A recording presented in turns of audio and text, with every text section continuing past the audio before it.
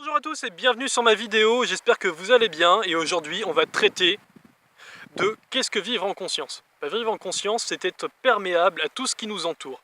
Comme l'homme est un réceptacle, une sorte d'antenne émettrice et réceptrice à toutes les informations qui circulent autour de nous. Là par exemple je suis en forêt, je sens le vent, je sens les plantes sous mes fesses, j'entends les bruits, je suis perméable à tout ça, je suis perméable à toutes ces informations, ça circule en moi.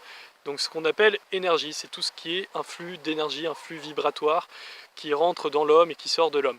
Donc vivre en conscience, c'est simplement avoir cette intelligence intellectuelle et cette intelligence émotionnelle de ses actions sur un lieu ou d'une action de quelqu'un sur un environnement, sur un univers, et de pouvoir se dire par rapport à sa propre intelligence émotionnelle, sa propre morale en fait qui découle de ces actions-là, est-ce que c'est bien ou est-ce que c'est mauvais pour l'environnement, pour l'univers dans lequel je vis. Alors du coup, pour avoir cette connaissance, pour avoir cette faculté intellectuelle qui se développe avec la maturité au fil du temps, au fil des âges, on est obligé de faire des expériences pour savoir si le feu ça brûle, si l'eau on peut se noyer, dans quelles conditions ça peut être mauvais pour l'homme, dans quelles conditions ça peut être bon pour l'homme, bon pour l'environnement. On est obligé de faire ces expériences-là. Et donc du coup, on crée des expériences. L'homme est un créateur. Même créer quelque chose de mauvais, c'est quand même une création. Donc ça part d'un principe de création, un principe de fécondité, un principe d'amour.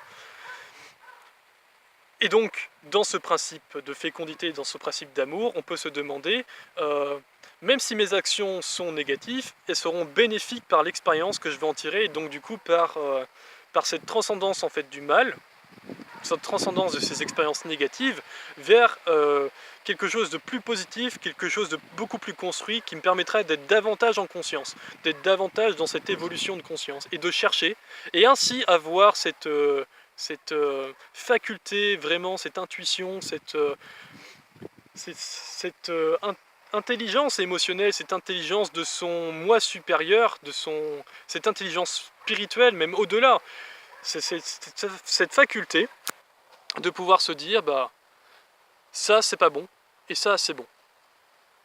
Et donc là, à partir du moment qu'on sait ce qui est bon déjà pour soi et de ce qui est mauvais pour soi, et de ce qui est bon pour un environnement et de ce qui est mauvais pour un environnement, là on peut commencer à être davantage en conscience.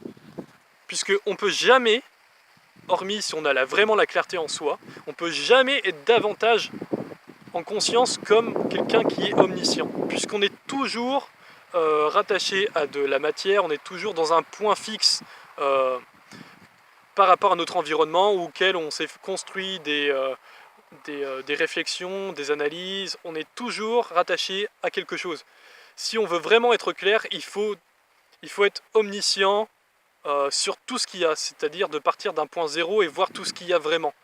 Ce qu'on peut appeler un état de, pas d'illumination, mais de supraconscience ou une intelligence intellectuelle très poussée.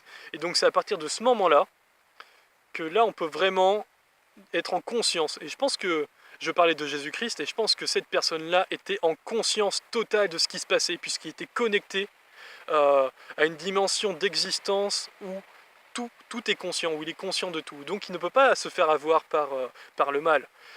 Donc nous on n'a pas encore cette conscience-là, on n'a pas cette conscience-là, cette conscience suprême, mais on peut quand même prétendre, essayer à venir vivre en conscience, en harmonie avec la nature, en harmonie avec les autres, en harmonie. On peut. C'est juste être sensible, être suprasensible et de pouvoir analyser les lois et des causes et des conséquences sur une de nos propres pensées, sur nos gestes, au quotidien en fait. Et là, c'est vivre en conscience. Voilà, j'espère que j'ai pu vous éclairer sur certains points. Et puis voilà, je vous souhaite de passer une bonne journée, une bonne soirée, un bon appétit si vous mangez. Et puis ciao, ça m'a fait plaisir. À bientôt.